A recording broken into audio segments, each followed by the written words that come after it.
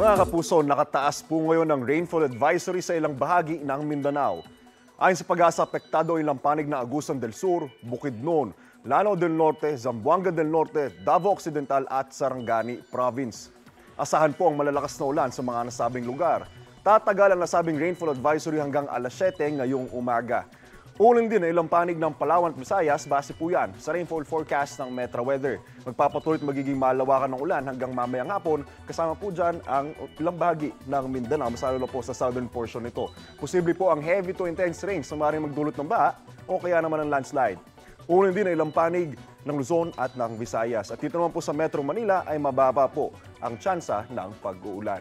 Ayon sa pag-asa, apektado ng easterly sa malaking bahagi ng bansa habang ITCZ o Intertropical Convergence Zone na umiiral pa rin sa southern part ng Mindanao. Ingat po tayo, mga kapuso. Ako po si Anjo Pertiera. Know the weather before you go. Para mag-safe lagi, mga kapuso.